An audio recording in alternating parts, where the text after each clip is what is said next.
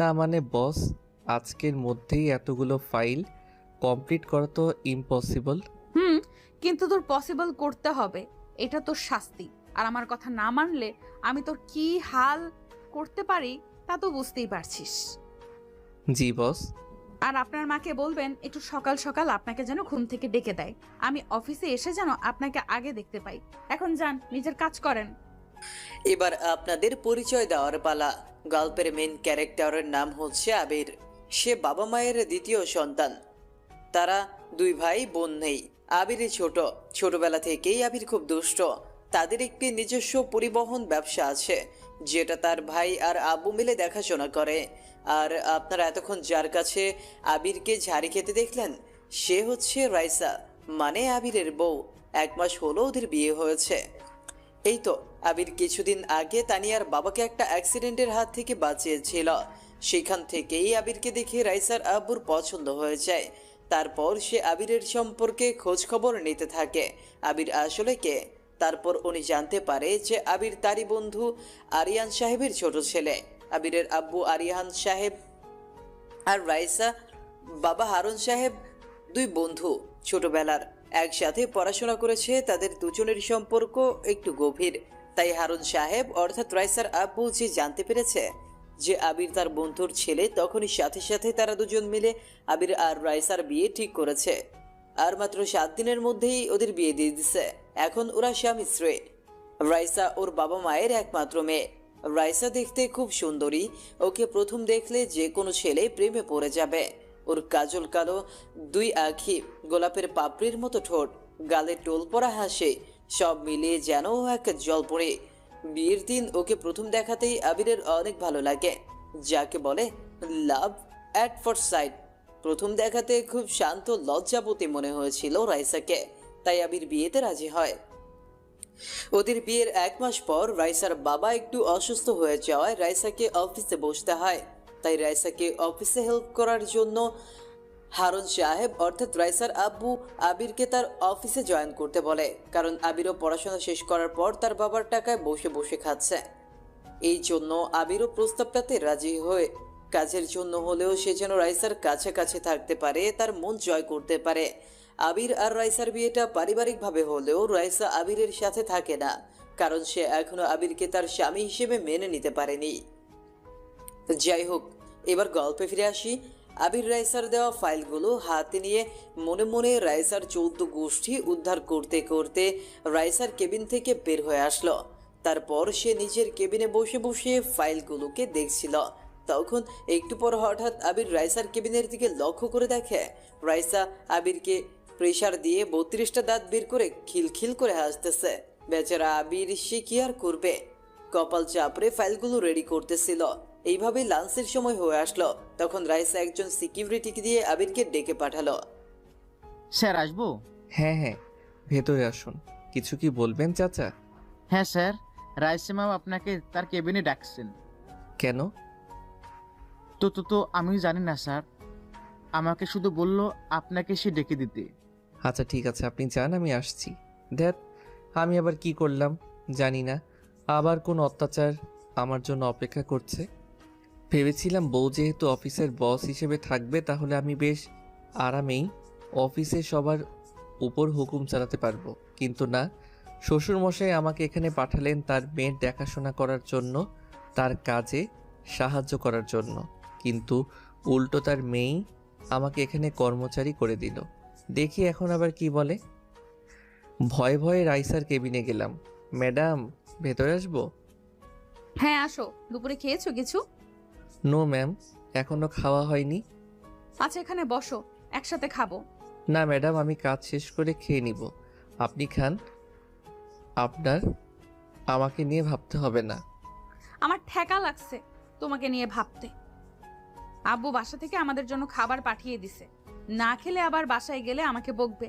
চুপচাপ আমার পাশে বসো। না, আমি খাবো না, আপনি খান, আমার কাজ আছে। আমি যাচ্ছি।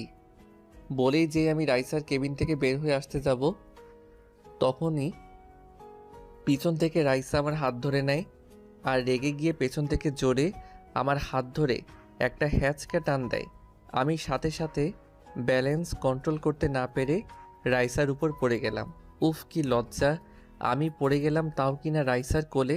সত্যি মেয়েটাকে রাখলে একদম ওকে দেখতে লাল টমেটোর মতো কিউট সুইট লাগে।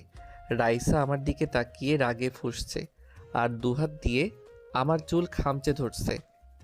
তুই কি আমার কোলটা বালিশ পাইছিস যে এইভাবে সোজা আমার কোলে এসে পড়লি? বারে, আপনি তো আমার হাত ধরে পেছন থেকে আমাকে টানলেন, আমি কি নিজে থেকে আপনার কোলের উপর পড়ছি নাকি? হয়েছে, এখন কি তুই উঠবি নাকি আমি তোকে ফ্লোরে ফেলে দিব? আর একটু থাকি না, আমার তো ভালোই লাগতেছে আপনার কোলে বউ থুরি ম্যাডাম। কি, তুই আবারও আমাকে অফিসে বউ বললি? দাঁড়া, তোর হচ্ছে। বলেই আমি আবিরের চুল ধরে ঝাঁকাতে থাকলাম। তারপর ওকে যেই আমি কোল থেকে ধাক্কা দিয়ে ফেলে দিতে যাব, তখনই দেখি আবির আমার কোমর চেপে ধরেছে। ওই ছাড় বলতেছি আমায়, না হলে কিন্তু আমি এখন তোকে কামড়ে খেয়ে ফেলবো। আব্বু খাবার পাঠিয়েছে, চুপচাপ আমার সাথে বসে খেয়ে নে। তাহলে আমার কাজগুলো একটু আগে যে বললে অফিসের সবগুলো ফাইল আজকের মধ্যে রেডি করে দিতে, সেগুলো আজকের জন্য মওকুফ করে দিতে হবে। আচ্ছা যা, কালকে ওইগুলো সব কমপ্লিট করে আমাকে এনে দিবি। এখন ছাড় আমায়। আচ্ছা। তারপর আমি রাইসাকে ছেড়ে দিলাম। হাত মুখ ধুয়ে এসে ওর পাশে বসলাম। শ্বশুর আব্বা শাশুড়ি মার হাতের রান্না পাঠিয়েছে বলে কথা না খেলে কি হবে বলেন। আমি আর রাইসা সামনাসামনি বসে খাবার খাচ্ছি, রাইসাও খাচ্ছে। বউ, ও বউ। কে তোর বউ? বলছি না অফিসে আমি তোর বস। কিন্তু এখন তো লাঞ্চ টাইম চলতেছে, তাই এখন তুমি আমার বউ। চুপচাপ খা। আর তুই এমন বাচ্চাদের মতো করে খাচ্ছিস কেন? গালে মুখে ভাত লেগে আছে। একটু খাইয়ে দাও না। বাসায় তো আম্মু আমাকে সব সময় নিজের হাতে তুলে খাইয়ে দেয়। কি, আমি তোকে খাইয়ে দেব? জীবনেও না। আমার হাতে সাপের বিষ আছে, খেলে তুই সোজা মরে যাবি।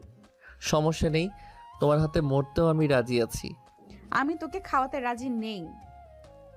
কথাটা বলেই রাইসা প্লেটে হাত ধুয়ে কেবিনের এক কোণায় গিয়ে দাঁড়ালো। তারপর পিয়ন তার জন্য কফি নিয়ে আসলো। রাইসা দাঁড়িয়ে দাঁড়িয়ে কফিতে চুমুক দিচ্ছে। ওইদিকে আবির তার খাওয়া শেষ করে রাইসার পেছনে গিয়ে দাঁড়ায় আর রাইসার খোলা চুলের মিষ্টি ঘ্রাণ নিতে থাকে। রাইসা বুঝতে পারে না যে আবির তার পেছনে দাঁড়িয়ে। তারপর হঠাৎ রাইসা পেছনে ফিরতেই দেখে আবির তার গা ঘেঁষে দাঁড়িয়ে আছে। রাইসা পেছনে ঘুরতেই আবিরের সাথে তার ধাক্কা লেগে যায়। ওই তুই আমার পেছনে দাঁড়িয়ে কি করিস? ডিউটি করছিলাম। আমার পেছন পেছন থাকাই কি তোর ডিউটি? আপাতত তাই। উফ, অসহ্য। যাও, নিজের কেবিনে যাও আর ফাইলগুলো কমপ্লিট করো। রাতের মধ্যে আমি যেন সব ফাইলই মেইলে পেয়ে যাই। কাল অফিস ছুটি। ফাইলের কথা মনে করাতেই ঝটপট রাইসার কেবিন থেকে বের হয়ে আসলাম, নয়তো আমার হাতে খুঁজে খুঁজে আরও 2-1টা অফিসের ফাইল ধরিয়ে দিবে। আবির নিজের কেবিনে এসে বসে বসে কাজ করতেছিল। বিকেল হয়ে গেছে, তাই সবাই অফিস থেকে চলে যাচ্ছে। যেহেতু 3 দিন অফিস বন্ধ, তাই আজকে একটু আগে আগেই সবাই বের হচ্ছে। কিন্তু আবিরের এখনো কোনো ছুটি নেই। আস্তে আস্তে রাইসাও রেডি হয়ে অফিস থেকে বের হচ্ছে। তারপর রাইসা আবিরের কেবিনের দিকে তাকিয়ে দেখে আবির এখনো তার কেবিনে বসে বসে কাজ করতেছে। আর কাজ করা লাগবে না, যাও বাসায় চলে যাও। আর বাকি কাজ না হয় বাসাতেই বসে করিও নিও। আমাকে দিয়ে বন্ধের দিনেও কাজ করাবে, কি পোড়া কপাল আমার। তারপর আমি আর কোনো কথা না বলে ব্যাগ কাঁধে নিয়ে অফিস থেকে বের হয়ে আসলাম। রাইসা পেছন থেকে আমার নাম ধরে ডাকতেছিল, হয়তো কিছু বলতো, কিন্তু আমি সে না শুনেই চলে এসেছি। তারপর আবির বাসায় চলে আসে। আবির বাসায় এসে তাদের মেইন দরজায় কলিং বেল বাজাতেই তার ভাবি তানিয়া এসে দরজা খুলে দেয়। তারপর আবির তার ভাবিকে সালাম দিয়ে ভেতরে প্রবেশ করে। আবির ভেতরে গিয়ে তার কাঁধে থাকা ব্যাগটাকে সোফার উপর ফেলে দিয়ে জুতোটা খুলে তার রুমে চলে যায়। রুমে গিয়ে আবির তোয়ালে আর লুঙ্গি নিয়ে ওয়াশরুমে প্রবেশ করে গোসল করতে। তারপর আবির গোসল করে ওয়াশরুম থেকে বের হয়ে আয়নার সামনে একটু চুল আর ড্রেস ঠিক করে নিচে ড্রয়িং রুমে চলে আসে। তারপর সে তার ভাবি আম্মু আর তার আব্বুর সাথে বসে খাবার খেয়ে নেয়। খাওয়ার সময় তার আব্বু তাকে অফিসের কাজকর্মের কথা জিজ্ঞাসা করে আর জিজ্ঞেস করে রাইসার কথা। আবির খাওয়া দাওয়া শেষ করে রুমে এসে তার বেডে শুয়ে পড়ে। তারপর তার ফোন হাতে নিয়ে দেখে রাইসার কল, কিন্তু আবির রাইসার কল ধরলো না। আবির তার ফোনটাকে সাইলেন্ট মোডে রেখে দিয়ে শুয়ে পড়ে। তার একটু পর আবিরের আম্মু আবিরকে ডাকতে ডাকতে আবিরের রুমে আসে। আবির বুঝে নেয় যে রাইসা তার আম্মুর ফোনে কল দিছে, তাই আবির তার আম্মুর ডাকে কোনো সাড়া দেয় না, বরং বিছানায় চুপচাপ ঘুমিয়ে পড়ার ভান করে। তারপর আবিরকে ঘুমিয়ে থাকতে দেখিয়ে তার আম্মু ফোনে কথা বলতে বলতে আবিরের রুম থেকে চলে যায়। আবির ঘুমানোর ভান করতে করতে একসময় সত্যি সত্যি ঘুমিয়ে পড়ে। পরদিন সকালে সকালে ঘুমিয়ে আছি, এরকম সময় খেয়াল করলাম কেউ আমার পা ধরে টানতেছে। এই কে রে? বন্ধু আমি রিয়াদ। তাড়াতাড়ি ওঠ, তোর সাথে আমার কথা আছে। আজকের দিনও এতক্ষণ ঘুমাচ্ছিস তুই? শালা সকাল সকাল কেন আমাকে জ্বালাতে আসছিস? সর বলতেছি, না হলে কিন্তু এক লাথি দেব। পরে আমার ঘুম ভাঙলে আসিস যা। এখন তো বলবি। সকাল সকাল আমার জায়গায় যদি তোর বয়সে তোকে এসে জাগাতো তাহলে তো তাকে ভেবে বলতি না। যা বন্ধু, পরে আসিস, ঘুমাতে দে। শালা তুই কি ভুলে গেছিস আজকে আমার বার্থডে? কথাটা শুনে ধরপর করে লাফিয়ে উঠলাম। কি, আজ তোর বার্থডে? মানে আজকে কয় তারিখ? তুই তোর ফোনে দেখতো, হয়তো ভুলে গেছিস। আজকে 17 জুলাই আমার বার্থডে। তাড়াতাড়ি ওঠ বন্ধু, আজকে কিন্তু আমরা অনেক মজা করব। আরে তাই তো। সরি বন্ধু, তোর বার্থডে আমি ভুলে গেছিলাম। আসলে দুদিন ধরে অফিসে তোর ভাবি আমাকে এত প্যারায় রাখছে যে কি আর বলবো। হ্যাপি বার্থডে দোস্ত, জন্মদিনের অনেক অনেক শুভকামনা তোর জন্য। আর সরি রে, ঘুমের মধ্যে তোকে উল্টাপাল্টা কী সব বলে ফেললাম। কিছু মনে করিস না, তুই একটু বস, আমি ফ্রেশ হয়ে এক্ষুনি আসতেছি। আরে না, আমার আবার মন আছে নাকি? তুই যা, তাড়াতাড়ি ফ্রেশ হয়ে আয়, আমি এখানে বসছি। আপনাদের বলে নেই, এই হচ্ছে আমার একমাত্র কলিজার বন্ধু রিয়াদ। আজ ওর বার্থডে। আমি প্রতি বছরই সবার প্রথমে ওকে উইশ করি, কিন্তু এই বছর বিবাহিত জীবনে পা দেওয়ার পর প্রথমবার আমি আমার বন্ধুর জন্মদিন ভুলে গেলাম। আমরা দুজন খুবই ভালো বন্ধু। আমরা দূরে থাকলেও আমাদের মধ্যে সারাদিন ফোনে এত কথা হয় যে একটা রিলেশনশিপে থাকা গার্লফ্রেন্ড বয়ফ্রেন্ডের মধ্যেও হয় না। আবির রিয়াদকে রুমে বসিয়ে রেখে ব্রাশ করতে করতে ওয়াশরুমে গিয়ে ফ্রেশ হয়ে গা গোসল করে নেয়। তারপর আবিরের আম্মু আবিরের রুমে আবিরকে ডাকতে দেখে রিয়াদ আবিরের বেডে বসে আছে। রিয়াদ বাবা, তুমি কখন আসলে? আসসালামু আলাইকুম আন্টি, এই টিকটকে আসলাম। কেমন আছেন? ওয়ালাইকুম আসসালাম। ভালো আছি বাবা, তোমার আব্বু আম্মু সবাই ভালো আছে তো? জি আন্টি। আচ্ছা বাবা, তুমি বসো, আমি তোমার জন্য নাস্তা নিয়ে আসি। না আন্টি, আজ না, অন্যদিন না হয় খাবো। না না, তুমি সকাল সকাল আমাদের বাসায় আসছো, কিছু না খাই তো ছাড়বো না। লজ্জা কেন পাও? তুমিও তো আমার ছেলের মতো। তারপর আবিরের আম্মু রিয়াদের জন্য নাস্তা বানিয়ে নিয়ে আসলো। এর মধ্যে আবির ওয়াশরুম থেকে বের হয়ে আসে। তারপর সে নতুন ড্রেস পরে হালকা নাস্তা করে তার বন্ধুকে নিয়ে বাসা থেকে বের হয়ে যায়। আম্মু, আমি একটু বের হচ্ছি, আমার ফিরতে দেরি হবে। ঠিক আছে, তোরা সাবধানে যাস। আম্মু। তারপর ওরা একটা ক্যাফেতে এসে পুরো ক্যাফেটা বুক করে নেয় আর ওদের সব বন্ধুদেরকে সেখানে ডেকে নেয়। কিছুক্ষণের মধ্যে এক এক করে তারা সবাই চলেও আসে। তারপর সবাই মিলে রিয়াদের জন্মদিনের কেক কাটে। রিয়াদের জন্মদিনে আবির সবাইকে ট্রিট দেয়, তার একমাত্র বেস্ট ফ্রেন্ডের বার্থডে বলে কথা। আবির সেদিন সারাদিন অফিস ছুটির দিনগুলোর মধ্যে একটা দিন তার ফ্রেন্ড সার্কেলদের সাথে আড্ডায় মেতে থাকে। তারপর সন্ধ্যা হয়ে আসলে বাসায় ফিরে আসে। সন্ধ্যায় আবির বাসায় ফিরে আসলে আবির তার রুমের সামনে এসে দেখে ভেতর থেকে তার রুমের দরজাটা আটকানো। কিন্তু কথা হচ্ছে, দরজাটা আটকালো কে? আবিরের রুমে কেই বা আসতে যাবে? আবির ওর রুমের দরজায় নক করতেই ভেতর থেকে কেউ একজন দরজা খুলে দিল। ম্যাডাম, আপনি এখানে? আমি তো কি হয়েছে? আমাকে দেখে এমন ভূত দেখার মতো চমকে ওঠার কি আছে? এটা আমার শ্বশুর বাড়ি, আমি যখন ইচ্ছে এখানে আসতে পারি। আর এটা আমার বরের। কি হলো বলেন? বলতে গিয়ে থেমে গেলেন কেন? এমনি। বুঝেছি, ঠিক আছে, আর বলতে হবে না। বলেই রাইসাকে পাশ কাটিয়ে রুমের ভেতরে প্রবেশ করলাম। তারপর ড্রেস চেঞ্জ করে কাঁধে একটা তোয়ালে নিয়ে ওয়াশরুমে গেলাম ফ্রেশ হতে। এর মধ্যে আবার আম্মুর ডাক। আমি ওয়াশরুম থেকে ফ্রেশ হয়ে এসে নিচে ড্রয়িং রুমে আম্মুর কাছে চলে গেলাম। আম্মু, আমায় ডেকেছো? তুই সেই সকালে ঘুম থেকে উঠে কিছু না খেয়েই তোর বন্ধুর সাথে বের হয়ে গেলি, আর ফিরলি কখন? কেন এখন? এখন কটা বাজে? সন্ধ্যা 7টা। হারামজাদা, তোর কোনো কাণ্ডজ্ঞান নেই? আমি তোকে কতবার ফোন করছিলাম, ফোন কেন ধরিসনি? তুই বোমাকে কি বলছিস বল? আম্মু, আমি তো কিছু বলিনি। তাহলে তুই আসার পর বৌমা রুম থেকে বের হয়ে মন খারাপ করে আছে কেন? সে আমি কি জানি। পাশ থেকে হঠাৎ ভাবি বলে উঠলো, দেবরজি, কাজটা কিন্তু তুমি একদমই ঠিক করনি। রাইস আমাদের বাসায় ওর ছুটির দিন কটা আমাদের সাথে কাটাবে বলে আসছে, আর তুমি তো সকাল থেকেই বাসায় নেই। জানো, রাইসা এসেই প্রথমে তোমাকে খুঁজতেছিল, আর তুমি কি করলে? বাসায় এসেই ওকে ম্যাডাম বলে দিলে। কি দরকার ছিল বাসাতেও নিজের বউকে ম্যাডাম বলে ডাকার? ভাবি তুমি জানো না, রাইসাই তো আমাকে কালকে বলল ও আমার অফিসের বস, তাই আমি যেন ওকে ম্যাডাম বলে ডাকি। ও আচ্ছা, এতক্ষণে বুঝলাম। যাই হোক ভাই, তুই ওকে ক্ষমা করে দে। মেয়েটা আজ প্রথমবার শ্বশুর বাড়িতে আসছে, আর তুই ওর সাথে এমন করিস না। রাইসা, মা, তুমি আবিরের কথা কিছু মনে করো না। তুমি আসো, আবিরের পাশে বসো, আমি তোমাদেরকে খেতে দিচ্ছি। তারপর রাইসাকে আবিরের পাশে বসানো হলো। রাইসা আবিরের পাশে বসে কেমন যেন একটা রাগের লুক নিয়ে আবিরের দিকে তাকাচ্ছে আর রাগে ফুঁসছে। আবির সেটাকে পাত্তা দিচ্ছে না, সে চুপচাপ খেয়ে উঠে তার রুমে চলে আসে। আবির রুমে এসে সোফায় হেলান দিয়ে বসে টিভিতে কার্টুন চ্যানেল দেখতে থাকে। তার একটু পর রাইসা রুমে আসে। রাইসা রুমে এসে একটা রাগের লুক নিয়ে আবিরের দিকে এগিয়ে আসতে থাকে। ম্যাডাম আপনি এভাবে আমার দিকে এগিয়ে আসছেন কেন? আমি দুই এক পা করে পেছাচ্ছি আর রাইসা আমার দিকে ক্রমশ এগিয়ে আসছে। আমি পেছাতে পেছাতে খাটের সাথে বাড়িকে খাটের উপর পড়ে গেলাম। তারপর রাইসা আমার টি শার্টের কলার চেপে ধরলো আর আমার বুকের উপর উঠে বসলে। হারাম জাদা, তুই কি আপনি আপনি লাগিয়ে রাখছিস? আর তোকে কে বলছে ওদেরকে বলতে যে আমি তোকে অফিসে ম্যাডাম বলে ডাকতে বলছি? আর একবারও যদি বাসায় আমাকে ম্যাডাম বলে ডাকিস তাহলে তোর নাক ফাটিয়ে দিব। ম্যাডাম শুধু অফিসে বলবি, বাসায় আমি তোর বউ। আমার অনিচ্ছাকৃতভাবে আমার অনিচ্ছাকৃতভাবে না হয় আমাকে বিয়ে করেছিস, তাই বলে তোকে বোঝার সুযোগ দিবি না।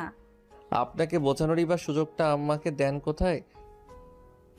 সবসময় তো কেমন প্যারার উপরে রাখেন। কি বললি? কিছু না ম্যাডাম। তুই আমাকে আবারও ম্যাডাম বললি? তারা আজকে তো আমি তোকে একদম কাঁচা গিলে খেয়ে ফেলবো। ম্যাডাম বলবো না তো কি বলবো? কেন, নিজের বউকে সবাই কি বলে? নাম ধরে ডাকবি, নয়তো বাবুর আম্মু বলে ডাকবি। আমি আপনাকে রাগী গুন্ডি বস বলে ডাকি? আসলে আমি কথাটা রাইসাকে রাগানোর জন্য বললাম। রাইসা রাগলে ওর মুখটা একদম লাল হয়ে যায়, আর আমি বরাবরই ও রাগী লাল মুখটার প্রেমে পড়ি। কি? আমি রাগী? আমি গুন্ডি, তাই না? তারপর আমি বিছানা থেকে একটা বালিশ নিয়ে আবিরকে সেটা দিয়ে পেটাতে থাকলাম। কত বড় সাহস আমাকে বলে আমি নাকি রাগী, আমি নাকি গুন্ডি। ওরে মারে, ওরে বাবারে, এই মেয়েকে জোরে জোরে বালিশ দিয়ে আমাকে মারতেছে। অবশ্য মায়ের চেয়ে আরামই বেশি লাগতেছে। প্রায় মিনিট 3 ফাইটিংয়ের পর রাইসা থেমে গেল। কি হলো, বউ হাঁপিয়ে গেলে নাকি? হা হা হা। কুত্তা, হাসবি না একদম, না হলে কিন্তু তোর সব দাঁত হাতুড়ি দিয়ে ভেঙে দিব। তাহলে তোমাকেই সবাই ফোকলা আবিরের বউ বলবে। হা হা হা। বলেই দিলাম এক দৌড়। আমি দৌড়াচ্ছি আর রাইসা আমার পেছন পেছন দৌড়াচ্ছে। এক পর্যায়ে সিঁড়ির কাছে এসে আমি দাঁড়িয়ে পেছনে তাকিয়ে দেখি রাইসা আমার পেছন পেছন দৌড়াতে গিয়ে ফ্লোরে পড়ে যাচ্ছে। তাই আমি সাথে সাথে দৌড়ে পেছনে গিয়ে রাইসাকে ধরে ফেললাম। দুজনেই দুজনের চোখের দিকে তাকিয়ে আছি। আশেপাশে কে আছে তা দেখার টাইম নেই। আমি যেন ডুবে গেছি রাইসার চোখের অনন্ত মায়ায়। হুঁশ ফিরল কারো উহু উহু শব্দের আওয়াজে। তারপর মাথা ঘুরিয়ে তাকিয়ে দেখি ভাবি দাঁড়িয়ে। সরি, আমি মনে হয় ভুল সময় রুম থেকে বের হয়ে আসলাম। দেবরজি যা করবে রুমে গিয়ে করো না। দেবরজি যা করবে রুমে গিয়ে করো না। এভাবে ওপেন বাসার মধ্যে বাচ্চাদের মতো দৌড়াদৌড়ি করতেছো কেন? ভাবি তুমি যেরকম ভাবছো সেরকম কিছুই না। হ্যাঁ, সে তো দেখতেই পেলাম। রাইসা লজ্জা পেয়ে এখান থেকে চলে গেল। সরি ভাই, আমি তোমার বউকে ভাগিয়ে দিলাম। মন খারাপ করো না, রুমে যাও। তারপরে ওখানে গিয়ে যত ইচ্ছা রোমান্স করো, কেউ তোমাদের ডিস্টার্ব করবে না। ইস, মান সম্মান যা ছিল সব শেষ হয়ে গেল। আবির তার রুমে এসে বিছানার উপর বালিশে হেলান দিয়ে বসে ফোনে গেমস খেলতেছিল। তখনই হঠাৎ করে একটু পর কোথা থেকে যেন রাইসা এসে ছো মেরে আবিরের হাত থেকে ফোনটা কেড়ে নেয়। এই যে মিস্টার, অফিসে কাজ ফাঁকি দেওয়া আর বাসায় কার্টুন দেখা, ফোনে গেমস খেলা ছাড়া তোমার কি কোনো কাজ নেই? বিছানা ছাড়ো, আমি ঘুমাবো। হ্যাঁ তা ঘুমাও না, তোমাকে ধরে রাখছে কে? ঘুমাবো, তুই বিছানা থেকে নাম আর গিয়ে সোফায় শো। কি সোফায় গিয়ে শোবো মানে? বউ থাকতে আমি সোফায় গিয়ে কেন শোবো? কে তোর বউ? কেন, তুমি একটু আগে তো বললে তুমি আমার বউ। আমার বইয়ে গেছে তোর বউ হতে। কি দেখলেন তো আপনারা? এজন্যই কোনো এক কবি বলেছেন যে মেয়েদের মন আবহাওয়ার মতো সেকেন্ডে সেকেন্ডে চেঞ্জ হয়। তুমি যখন আমার বউ নাও তখন আমাকে বিয়ে করলে কেন? কেন আবার আমার আব্বুর কথায়। আমি ছোটবেলা থেকে আব্বুর কথা কখনো অমান্য করিনি, তাই বরাবরের মতো আব্বুর কথায় তোমাকে বিয়ে করতে রাজি হই। না হলে তোমার মতো হাবলা ছেলেকে বিয়ে। কি আমি হ্যাবলা? তুই জানো কত কত মেয়ে আমার পেছনে ঘুরে? কথাটা বলার সাথে সাথে রাইসার মুখের এক্সপ্রেশন কেমন চেঞ্জ হয়ে গেল। ওই কি বললি? তোর পেছনে মেয়েরা ঘুরে? সত্যি করে বল, তোর কয়টা গার্লফ্রেন্ড আর কার কার সাথে রিলেশন করিস? তুই সব বল। কি হলো, কথা বলছিস না কেন? কয়টা মেয়ের সাথে প্রেম চলছে তোর? রাইসা আবিরের দিকে চোখ বড় বড় করে তাকিয়ে আছে। ভয়ে আবির কোনো কথা বলছে না। আবির চুপচাপ খাট থেকে একটা বালিশ আর একটা কম্বল নিয়ে সোফায় গিয়ে নিজেকে ঢেকে শুয়ে পড়ে। পরদিন সকালে প্রথমে ঘুম ভাঙে রাইসার।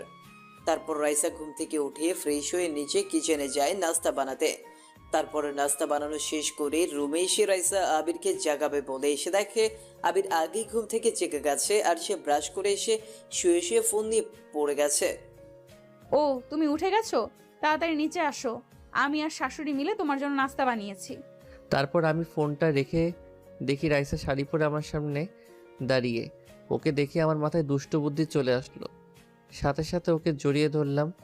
ওই কি করতেছিস? ছাড় বলতেছি। কালকের মতো আবার ভাবি এসে পড়বে। ছাড়তে পারি একটা শর্তে। কি? আমার 2 গালে 2টা পাপ্পি দিতে হবে। কি? আমি পারবো না। তাহলে আমিও তোমায় ছাড়বো না বলে রাইসাকে আরো শক্ত করে জড়িয়ে ধরলাম। আচ্ছা, দিচ্ছি। তারপর রাইসা আবিরের 2 গালে 2টা পাপ্পি দেয়, কিন্তু আবির আর রাইসাকে দেখে নিজেকে কন্ট্রোল করতে পারে না। মুহূর্তের মধ্যেই সে রাইসার ঠোঁটের সাথে নিজের ঠোঁট ডুবিয়ে দেয়। আর রাইসা নিজেকে ছাড়ানোর জন্য আপ্রাণ চেষ্টা করতেছে, কিন্তু আবিরের শক্তির সাথে সে পেরে উঠছে না। এর মধ্যেই আবিরের আম্মুর ডাক চলে আসলো আর সাথে সাথে আবির রাইসাকে ছেড়ে দিল। আবির রাইসাকে ছেড়ে দিতেই রাইসা দৌড়ে নিচে চলে গেল আর আবির তার ফোনটাকে চার্জে রেখে দিয়ে নিচে ড্রয়িং রুমে নাস্তা করতে চলে আসলো। সবাই মিলে একসাথে বসে নাস্তা করছে। তখন হঠাৎ আবিরের ভাবি বলল, আবির, তোমার ঠোঁট লাল কেন? এই রে, ধরা খেয়ে গেলাম মনে হয়। না না, মানে ভাবি। থাক, আর বলতে হবে না, আমি সব বুঝে গেছি। তারপর আবির মাথা উঁচু করে সবার দিকে তাকিয়ে দেখে তার আম্মু ভাবি সহ দুজনেই মেটি মেটি হাসছে। আর রাইসা তো লজ্জায় একদম লাল হয়ে গেছে। ও চুপচাপ খাবার প্লেটের দিকে মুখ করে খাবার নাড়াচাড়া করে যাচ্ছে। আবির লজ্জায় আর সেখানে বসতে পারে না, তাই সে তার আম্মুকে বলে, আম্মু, আমি যাই, পরে খাবো। বলেই আবির তার রুমের দিকে দৌড় লাগালো। তারপর সবাই হেসে উঠল। রাইসা, আমাদের বাসার একটু পাশেই একটা মেলা বসছে, আমরা সবাই বিকেলে সেখানে যাব। আবিরকে নিয়ে তুমি রেডি থেকো। তারপর রাইসা তানিয়ার কথায় মাথা নাড়িয়ে হ্যাঁ সম্মতি জানায়। আর খাবার শেষ করে রুমে এসে রাইসা আবিরকে কথাটা জানিয়ে দেয়, বিকেলে তাকে ভাবিদের সাথে ঘুরতে যাচ্ছি, রেডি থেকো। কথা মতো আবির বিকেলে রেডি হয়ে নিচে সোফায় বসে আছে আর সবার জন্য অপেক্ষা করছে। ওইদিকে রাইসা রুমে রেডি হচ্ছে। একটু পর আবির দেখে রাইসা সিঁড়ি দিয়ে নিচে নামতেছে।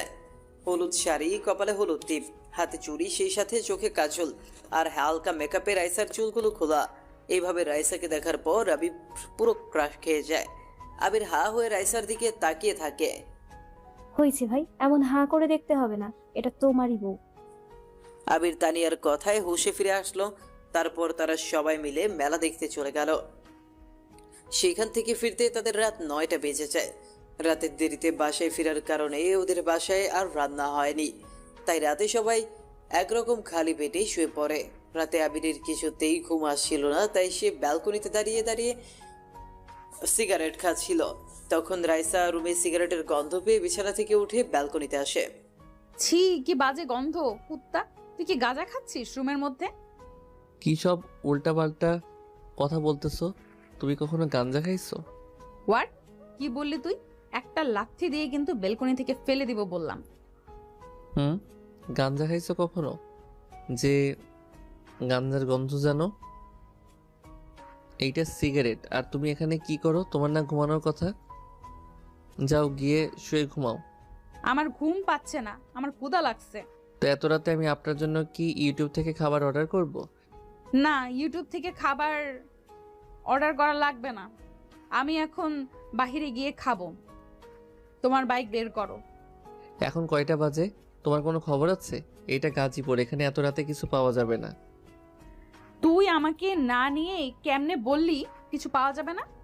ভালোই ভালোই আমাকে বাইরে নিয়ে চল, না হলে কিন্তু এক্ষুনি শাশুড়িকে গিয়ে বলবো যে তুই এত রাতে রুমে সিগারেট খাচ্ছিস আর আমার উপর অত্যাচার করতেছিস।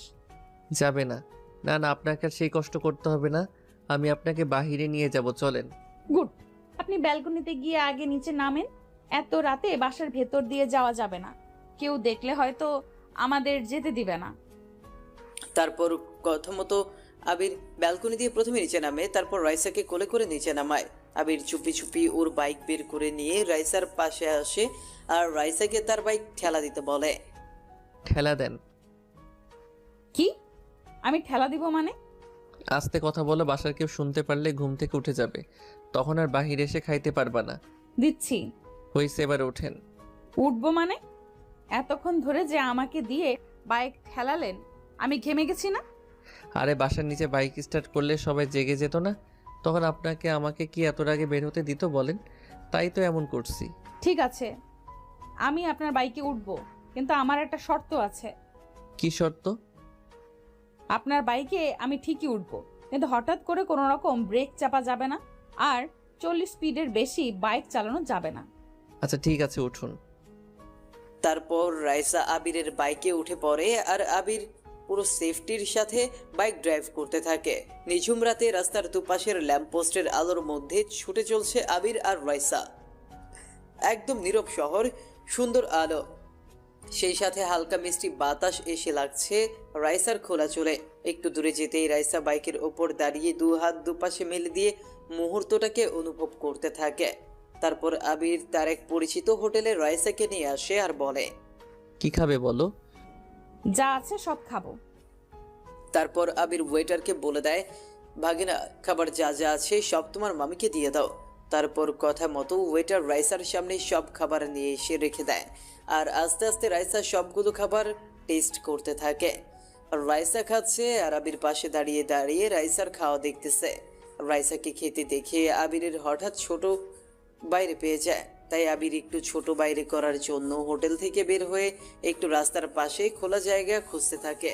এর মধ্যেই রাইসা খাওয়া শেষ করে পাশে তাকিয়ে দেখে আবির নেই। সেভাবে আবির হয়তো হোটেলের বিল না দিয়েই তাকে রেখে পালিয়েছে। এখন রাইসার কাছে তো টাকাও নেই, তাই সেও চুপচাপ হোটেল থেকে বের হয়ে দৌড়াতে থাকে। রাইসা দৌড়ে একটু সামনে আসলেই দেখে আবির রাস্তার পাশে দাঁড়িয়ে দাঁড়িয়ে হিসু করতেছে। তখন রাইসা সুযোগ বুঝে পেছন থেকে আবিরকে জোরে এক লাথি দেয় আর আবির দেয়ালের সাথে গিয়ে বাড়ি খায়। ওই কি হলো, তুমি আমাকে এভাবে ধাক্কা দিলে কেন? তো কি করব কুত্তা, তুই আমাকে ওখানে একা বসিয়ে বিল না দিয়ে পালিয়ে আসছিস, তাই না? আরে না, আমি তো ছোট, বাইরে করার জন্য এখানে আসছিলাম। বিল সে তো আমি আগে 3000 টাকা পেমেন্ট করে দিছি। আর হোটেলের মালিক আমার পরিচিত। ওই দেখো, তোমাকে দৌড়াতে দেখে উনি টেনশনে তোমার পেছনে পেছনে আসছে। তারপর রাইসা পেছনে তাকিয়ে দেখে সত্যি সত্যি হোটেলের মালিক তার পেছনে পেছনে আসছে। তখন রাইসা একটু ভয় পেয়ে আবিরের পেছনে লুকিয়ে যায় আর হোটেলের মালিক আবিরকে বলে। তখন আবির বলে, না কোনো সমস্যা নেই, আসলে তোমার মামি আমাকে ছাড়া একদম থাকতে পারে না, তো তাই আমাকে না দেখে দৌড়ে আমাকে খুঁজতে চলে আসছে। তারপর আবির বিষয়টাকে ম্যানেজ করে নেয়। দেখছো, তোমার এসব উল্টাপাল্টা কাজের জন্য উনি কি ধরে নিয়েছিল। হয়েছে, তোর আর বলতে হবে না, ফকির কোথাকার। এখন চল আমরা ঘুরবো। ঘুরবো মানে? এই রাতের বেলা কোথায় ঘুরবো? আমি জানি না। তারপর আবির রাইসাকে নিয়ে আবারও বাইক স্টার্ট করে আর রাতের বেলায় পুরো মহল্লাটায় একটা চক্কর দেয়। তারপর ভোর হওয়ার একটু আগে আগে তারা বাসায় পৌঁছায় আর চুপচাপ ওদের রুমে গিয়ে শুয়ে পড়ে। ওরা কাউকে কিছু বুঝতে দেয় না। একে তো আবির ঘুম পাগল, তার উপর আবার গতকাল রাতে লেট করে ঘুমানোর জন্য দুপুরবেলা পর্যন্ত ঘুমিয়ে আছে আবির। আর রাইসা অনেক আগেই উঠে গেছে। আবিরের ঘুম ভাঙে তার ভাবির ডাকে। আবির, এই আবির, ওঠো না ভাই। কি হলো রাইসা, এখন আবার ডাকছো কেন? আরে রাইসা না, আমি তোমার ভাবি। ও ভাবি তুমি? বলো কেন ডাকো। সারা রাত কি করো যে দিনের বেলা তো এতক্ষণ ঘুমাচ্ছ?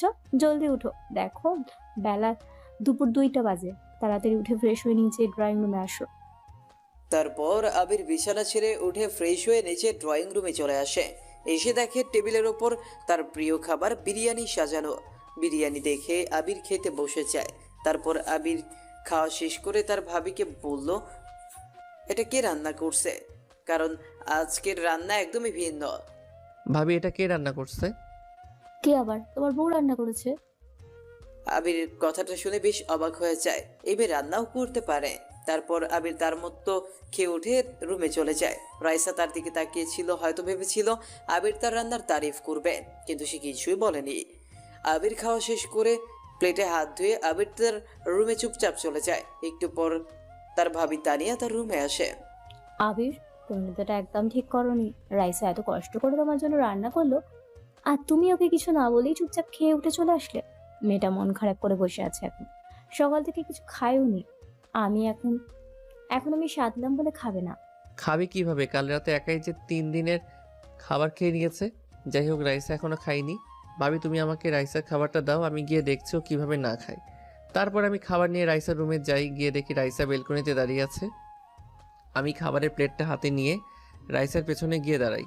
এই যে মিস রাগিনী, এদিকে একটু তাকাবেন। তোকে না বলছি আমাকে এসব ভুলভাল নামে ডাকবি না? তারপরও তোর কত বড় বলার সাহস, আমাকে এইসব নাম ধরে ডাকিস? এইটুকুতে সাহসে কি দেখলে? এটা আমার আব্বুর বাসা, আর এখানে তুমি আমার বউ। একবার শুধু পার্মানেন্টভাবে আমাদের বাসায় আসো, তখন দেখবে। ফালতু কথা রাখ, আর বল এখানে কেন আসছিস? বারে, আমার বউটা না খেয়ে থাকবে আর আমি আসবো না? তা কি করে হয়? নাও, হাঁ করো, আমি তোমাকে খাইয়ে দেই। আমি খাই আর না খাই তাতে তোর কি? তুই যা এখান থেকে, যত সব ঢং, আমি খাবো না। ঠিক আছে, আমিও জানি কিভাবে খাওয়াতে হয়। তারপর আমি জোর করে রাইসাকে আমার কোলের উপর বসিয়ে দিলাম। আবির, ছাড়ো বলতেছি আমায়, না হলে খুব খারাপ হয়ে যাবে বলে দিচ্ছি। যা খারাপ হবার তা আমার সাথে হবে। এখন তুমি আগে খেয়ে নাও। রাইসা আমার কাছ থেকে নিজেকে ছাড়ানোর আপ্রাণ চেষ্টা করতেছে, কিন্তু সে ব্যর্থ। আমি প্লেট থেকে একটু ভাত উঠিয়ে নিয়ে রাইসার মুখের সামনে ধরিয়ে রাইসা রাগীভাবে আমাকে দেখে। আমাকে দেখার অনেক সময় পাবে, আগে খেয়ে শক্তি বাড়িয়ে নাও, তারপর আমাকে মন প্রাণ ভরে দেখো। আমার কথায় রাইসা একগাল হেসে দিল। বুঝলাম আমিও রাগ ভাঙাতে সক্ষম হয়েছি। আমার কি আর খেয়ে দেয়ে কাজ নেই যে তোমার দিকে তাকিয়ে থাকবো? রাইসা কথা বলতে আমি ওর মুখে ভাত তুলে দিই, আর ও কথা বলতে পারতেছে না। আমার বেশ হাসি পাচ্ছে ওর খাওয়া দেখে। পরের দিন আবির অনেক দেরি করে ঘুম থেকে ওঠে। তারপর ফ্রেশ হয়ে সে রাইসাকে খুঁজতে থাকে, কিন্তু সে রাইসাকে কোথাও দেখতে পায় না। ভাবি ভাবি, রাইসা কোথায়? কি ভাই, ঘুমের মধ্যে কি স্বপ্ন থেকে উঠলি যে সকাল সকাল ঘুম থেকে উঠে বইয়ের খোঁজ করছিস? ভাবি, তুমিও না খালি আমাকে লজ্জা দাও। তোমার রাইসা তো বাপের বাড়ি চলে গেছে, যাও তুমিও ঘুমাও আরো। কি রাইসা চলে গেল? আমাকে একবার বললেও না? আমি কি ওর কেউ না? দেখ, রাগে আগুন হয়ে বাসা থেকে বের হয়ে আসলাম। বাসা থেকে বের হয়ে আমার কলিজার বন্ধুটাকে কল দিলাম। হ্যালো বন্ধু, কোথায় তুই? আমি তো লেকের পারে, কোথায় তুই? তোর কোনো পাত্তাই নাই যে। দাঁড়া, আমি আসছি। ওকে আয়।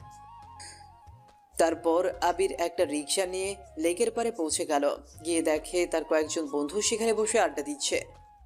আবির 2 দিন পর এদের সাথে দেখা করলো। সবাই মিলে আড্ডায় মেতে গেল। অনেকক্ষণ আড্ডা দেওয়ার পর তারা সবাই একটা রেস্টুরেন্টে গেল। সেখানে গিয়ে তারা সবাই বসলো। আবিরের বন্ধুদের মধ্যে কেউ জানে না যে আবির বিয়ে করছে। তা আবির, তোর খবর কি? বিয়ে শাদী করবি কবে? করব বন্ধু, করব। আগে তোর বিয়েটা হোক, তারপর আমি ঠিক করব। আমি বলি কি, তোকে অনেক মেয়েই পছন্দ করে, আর আমার তো পুরা কপাল। তুই শুধু একবার বল, তোর পেছনে আমি মেয়েদের লাইন লাগিয়ে দিব। আমার লাগবে না, তুই বরং তাড়াতাড়ি একটা বিয়ে করে আমাদের ভাবে এনে দে। তারপর শালি-টালি থাকলে না হয় একবার দেখা যাবে। আমি তো বন্ধু তোর জন্য শালি ছাড়া বিয়েই করব না। আমার শালিকাকে বিয়ে করিস, তার আগে এখন একটা বিয়ে কর। তুই শুধু বল তোর কেমন একটা মেয়ে পছন্দ। তুই যদি বলিস তাহলে আমি তোকে স্বর্গ থেকে অপসরে এনে দিব।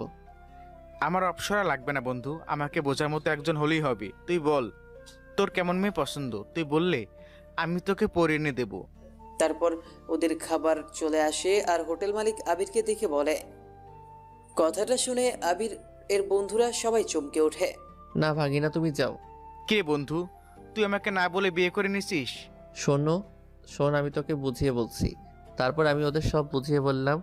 যা শালা, তুই এটা কোনো কাজ করলি? আচ্ছা ভাবি কি দেখতে কেমন রে? কবে দেখা করাবি ভাবির সাথে? খুব তাড়াতাড়ি, এখন খাবারটা শেষ করে তাড়াতাড়ি চল, আমাকে বাসায় যেতে হবে, আম্মু কল দিচ্ছে। তারপর আবির রাতে বাসায় চলে আসে। খুব ক্লান্ত সে, তাই বিছানায় গায়ে এলিয়ে দিতেই ঘুম চলে আসে আবিরের। আবিরের ভাবি আবিরকে রাতে খাওয়ার জন্য ডাকতে আসলে দেখে আবির ঘুমিয়ে পড়ছে। তাই সে আবিরকে আর জাগায় না। আবিরের রুমের দরজা চাপিয়ে দিয়ে রুম থেকে চলে যায়। পরের দিন সকালে আবির ঘুম থেকে উঠে একটি মেসেজ দেখে লাফিয়ে ওঠে। মেসেজটি ছিল রাইসার। সেখানে লেখা ছিল, আজ থেকে তোমার ছুটি শেষ, কালকে থেকে অফিস শুরু হতে চলেছে। তোমার ছুটিতে করার জন্য কিছু কাজ দিয়েছিলাম, কালকে সব ফাইলগুলো কমপ্লিট চাই, না হলে খুব খারাপ হবে, আগেই বলে দিলাম। আবির মেসেজটা পড়েই মনে মনে কাঁদতে শুরু করে দেয়। কারণ ও তো এই ছুটির কয়েকদিন আনন্দ ফুর্তিতে কাজের কথা সব ভুলেই যায়। আবির ভাবে রাইসা তো এই কয়েকদিন তার সাথেই ছিল, তাও সে একবার আবিরকে কাজের কথা মনে করিয়ে দিল না। আর কাল ফাইলগুলো জমা দিতে হবে, তাই একদিন আগে আবিরকে কাজের কথাটা মনে করিয়ে দিল। রাইসা আবির এখন কি করবে বুঝতে পারছে না। আবির তাড়াতাড়ি করে উঠে হাত মুখ ধুয়ে ল্যাপটপ আর অফিসের ফাইলগুলো নিয়ে বসে যায়। অনেক বেলা হয়ে যাওয়ায় উঠল না আবির। আবির নাস্তা করতে যাচ্ছে না বলে তার ভাবি তানিয়া আবিরের রুমে আসে। আবির ভাই, উঠছিস তুই? হ্যাঁ ভাবি, কিছু বলবে? এ কি, তুই ঘুম থেকে উঠে পড়েছিস? আমি ভাবছিলাম তুই এখনো ঘুমিয়ে আছিস, তাই ডাকতে এসেছি। কিন্তু তুই তো ঘুম থেকে উঠেই ল্যাপটপ নিয়ে বসে আছিস। তুই তো ঘুম থেকে উঠেই ল্যাপটপ নিয়ে বসে আছিস, যে নাস্তা করবি না? আর বলো না ভাবি, কাল থেকে অফিস, কিছু কাজ করা বাকি রয়ে গিয়েছে, সেগুলো আজকের মধ্যে করতে হবে। তাই বলে তুই সকাল সকাল না খেয়েই কাজ করবি? পাগল। কি আর করব বলো, ভালো, এই কদিনে তো সব ভুলে গেছিলাম। আর কাল থেকে আমার অফিস। মহারানী একটু আগে আমাকে মেসেজ করে কাজের কথা মনে করিয়ে দিল। ও আচ্ছা, এখন একটু রাগ ওসব, আর খেয়ে নে, তারপর যত ইচ্ছে কাজ কর। না ভাবি, এখন যেতে পারবো না, তুমি বরং আমার খাবারটা আমার রুমে দিয়ে যাও। আচ্ছা ঠিক আছে, দিয়ে যাচ্ছি। তারপর কথা মতো আবিরের ভাবি আবিরের রুমে নাস্তা দিয়ে গেল। বেচারা আবির নিজের বউয়ের প্যারায় রুমে খাচ্ছে, রুমেই কাজ করতেছে। আবির সারাদিন আর বাসা থেকে বের হয় না, কারণ আজকের মধ্যে যেভাবেই হোক তার অফিসের ফাইলগুলো কমপ্লিট করতেই হবে, না হলে রাইসা তো তার 12টা বাজিয়ে ফেলবে। কাজ করতে করতে প্রায় রাত 9টা বেজে যায়, কিন্তু আবিরের কাজ এখনো বাকি আছে। সারাদিন ল্যাপটপের সামনে একটানা বসে কাজ করাতে প্রচুর মাথায় যন্ত্রণা করছে আবিরের। আবিরের ল্যাপটপের চার্জ শেষ হয়ে গেলেও তার কাজ থামিয়ে রাখেনি। ল্যাপটপের চার্জ শেষ হলে সে তার পিসিতে কাজ চালিয়ে গেছে। কাল সবারই যে ছুটি শেষ তা না, অনেকেই কালকে অফিস ছুটি নিছে, কিন্তু আবির যখন রাইসার কাছে ছুটি চেয়েছে তখন সে আবিরকে ছুটি দেয়নি। সবই আবিরের কপাল। রাত প্রায় শেষের দিকে কাজ শেষ করে ঘুমোতে যায় আবির। মাথায় প্রচণ্ড যন্ত্রণা হতে থাকে তার, তাই বিছানায় বালিশে মাথা দিতেই কখন সে আবির ঘুমিয়ে পড়ে তা সে নিজেই বলতে পারে না। সকালে ঘুম ভাঙে আবিরের ভাবির ডাকে। আবির ভাই, ওঠ, দেখ কয়টা বাজে। তোর না অফিস আছে আজকে? রাইস আমায় ফোন করে বললো তোকে যেন ঠিক সময় ঘুম থেকে তুলে দিই। উফ শিট, ভাবি তুমি আমায় এতক্ষণে ডাকলে, আরও আগে ডেকে দিবে না? আমি তো তোকে এর আগেও দুবার ডেকে গেলাম, তুই তো আরো যেন পাশ ঘুরে ভালো করে শুয়ে পড়লি। ঘুম ছাড়তেছিল না যে। এখন সরো তো, আজ অনেক দেরি হয়ে গিয়েছে। তাই তাড়াতাড়ি করে উঠে ফ্রেশ হয়ে শার্ট পরে অফিসের ফাইলগুলো নিয়ে রুম থেকে দৌড় দিয়ে বের হয়ে পড়লাম। হঠাৎ ভাবি পেছন থেকে হাসতে হাসতে বলল, এই পাগল, এভাবে কোথায় যাচ্ছিস তুই? অফিসে যাচ্ছি ভাবি, ফিরে কথা বলবো। আরে ভাই, তুই কি হাফ প্যান্ট পরে অফিস যাচ্ছিস? এভাবে তোকে কি অফিসে সবাই ঢুকতে দিবে? সত্যি তো, তাড়াহুড়োতে যে প্যান্টটা চেঞ্জ করব সেটাও ভুলে গেছি। ভাবি না বললে তো আজকে এভাবেই বাসা থেকে বের হয়ে যেতাম। কেউ দেখলে মান সম্মান সব আমার ধুলোয় মিশে যেত। সরি ভাবি, তাড়াহুড়োতে মনে ছিল না। তারপর আমি আবার রুমে ফেরত যেয়ে প্যান্ট পরে আবার দৌড়ে বাসা থেকে বের হয়ে আসি। তারপর আবির তাড়াতাড়ি করে বাসা থেকে বের হয়ে অফিসের দিকে এগোতে থাকে। একটু পরপরই মাথায় কেমন চক্কর দিচ্ছে আবিরের, হয়তো কাল রাতে না ঘুমিয়ে কাজ করার জন্য। কিন্তু এটা সে তার বউকে, সরি বসকে বললেও কোনো কাজ হবে না, কারণ আবির এর আগেও এমন অজুহাত দেখিয়ে কয়েকদিন ছুটি নিয়ে তার বন্ধুদের সাথে কক্সবাজার বেড়াতে গেছিল। পরে সেটা আবার রাইসা জেনে গেছিল। তারপর সে আবিরের আব্বুকে বলে দিয়েছিল। তারপর আবিরের আব্বু আবিরকে খুব বকা দিয়েছিল। তাড়াতাড়ি করে প্রায় 2 ঘন্টার পরে তার অফিসে পৌঁছলো আবির। তারপর আবির তার গাড়িটা পার্ক করেই তার কেবিনে এসে বসতেই অফিসের একজন সিকিউরিটি গার্ড এসে বলল। স্যার, ম্যাডাম আপনাকে ডাকছেন। তারপর আবির কোনো মতে চোখে মুখে একটু জল দিয়ে চুলগুলো ঠিকঠাক করে রাইসার সামনে গেল। আসতে পারি ম্যাডাম? আসুন মিস্টার আবির। তা আপনার ঘড়িতে কয়টা বাজে এখন? মানে আসলে কি মানে আসলে করছেন? হ্যাঁ, এটা অফিস, আপনার বাসা না। যখন খুশি নবাব পুত্রের মতো আসবেন, যখন খুশি যাবেন। এখানকার একটা নিয়ম আছে, অফিসে তুমি যা ইচ্ছা করতে পারো না। যাও, গিয়ে যে ফাইলগুলো দিয়েছি সবগুলো নিয়ে এসো, আমি চেক করব। জি, আনছি। আমি রাইসাকে কিছু বললাম না, কারণ ও খুব রেগে আছে। জানি না কেন যে ও এত রাগ করে। আমি ফাইলগুলো রাইসাকে এনে দিয়ে দিলাম। রাইসা এক এক করে সব ফাইল চেক করছে। এগুলো কি করেছো? এত ভুল কেন? কোনো কাজ ঠিকমতো করতে পারো না? বেশ জোরে জোরে রেগে কথাগুলো বলে রাইসা। রাইসার রুম থেকে শব্দ বের হয় না বলে কেউ হয়তো শুনতে পারে না ভেতরে কি কথা বলা হচ্ছে। না হলে আজ সবাই রাইসার কেবিনে এসে ভিড় জমাতো কি হচ্ছে দেখবার জন্য। কোথায় দেখি কি এত ভুল হয়েছে। আমি দেখে বললাম, এটা তো একটা সামান্য ভুল, এর জন্য এত চেঁচামেচির কি আছে রাইসা? কি? এইটা তোর কাছে সামান্য ভুল? এই তুই কি বললি আমি চেঁচামেচি করি? তোর সাহস কি করে হলো আমার নাম ধরে ডাকবার? রাইসা, আমি তোমায় নাম ধরে ডাকতেই পারি, আমি তোমার স্বামী। এসেছেন আমার স্বামী। বাবা যে কি জন্য তোর মতো ছেলের সঙ্গে আমার বিয়ে দিয়েছে বাবাই জানে। পারিস কি নিজের বাবার টাকার উপর বসে খাওয়া ছাড়া? ও হ্যাঁ, আমি তো ভুলেই গিয়েছি, তুই তো অনেক কিছুই পারিস, মেয়েদের জীবন নিয়ে খেলা করতে পারিস। আমি তো অবাক। রাইসা কি বলছে এসব কিছুই বুঝে উঠতে পারছি না। রাইসা কি বলছো এইসব? কি বলছি তুই বুঝিস না? খুব ভালোই তো নাটক করতে পারিস। কথাটা বলেই জোরে টেবিলের উপর হাত দিয়ে পাড়ি দিল রাইসা। রাইসা আগে শান্ত হও, আমার কথা শোনো। বলেই আমি রাইসার গাল ছুঁতেই আমার হাত বাড়িয়ে দিলাম। একদম আমাকে স্পর্শ করবি না, হাত কেটে দিব কিন্তু। কিন্তু আমি কি এমন করেছি? তুমি এমন করতেছো কেন? কিসের নাটক করছি আমি? তুই কিছু করিসনি। আমি ভুল করেছি তোর মতো একটা লম্পটকে বিয়ে করে, যে নিজের বিয়ে করা বউ রেখে অন্য মেয়েদের বলতে পারে না যে তার বউ আছে। সে আবার কিসের স্বামী যে নিজের বউয়ের পরিচয় দিতে লজ্জা পায়? ছি ছি, আমার ভাবতেই কেমন লাগতেছে। রাইসা কি বলছো এসব? আমি তো কিছুই বুঝতে পারছি না। আর আমি কখন কার কাছে তোমার কথা লুকালাম? কেন তোর মনে নাই? আমি চলে আসার পর তুই ওই হোটেলটাতে বসে তোর বন্ধু বান্ধবীদের প্রথমে কি বলেছিলি? তুই নাকি বিয়েই করিসনি, বলিসনি তুই এগুলো? 2টা ছেলে আর 2টা মেয়ের সামনে এগুলো বলিসনি তুই? কি ভাবছিস আমি জানবো না কিছু? আরে ওরা তো আমার ফ্রেন্ড ছিল। আচ্ছা তুমি কি করে দেখলে ওগুলো? ভাবি তো বলছিল তুমি চলে গেছো তোমাদের বাসায়, আর আমি তো তোমাকে ওই হোটেলে খেয়াল করিনি। তোর এই কথা শোনার পর কি মনে করিস আমি বসে বসে তোর প্রেম প্রীতি দেখবো? আমি চলে আসছি। আমি ওখানে খাবার পার্সেল নিতে গেছিলাম তোর আর আমার জন্য। আচ্ছা, আমার দোষ কোথায় ছিল বলতো? আমায় একবার বলে দিতি, আমি নিজেই তোকে ডিভোর্স দিয়ে দিতাম। কি দরকার ছিল এইভাবে আমার মন নিয়ে খেলার? সারা রাত আমি এগুলো ভেবে ঘুমাতে পারিনি। ভেবেছিলাম বিয়েটা যেভাবেই হোক না কেন আমি সব মানিয়ে নিব নিজের সাথে। আমি রাইসার দিকে তাকিয়ে দেখি রাইসার চোখ পানিতে টলমল করছে। হয়তো আমার এই সামান্য কথাতে খুব কষ্ট পেয়েছে আমার পাগলিটা। রাইসা, তুমি তাহলে ওই দিন আমার সম্পূর্ণ কথা না শুনেই চলে এসেছো? তুমি জানো কি সব কথা? থাক, তোকে আর আমাকে শোনাতে হবে না, আর আমি শুনতেও চাই না। আর হ্যাঁ, তুমি আর চিন্তা করো না, আমি খুব শীঘ্রই তোমাকে মুক্ত করে দেব। তারপর তুমি সেই মেয়েগুলোকে বিয়ে করে নিও।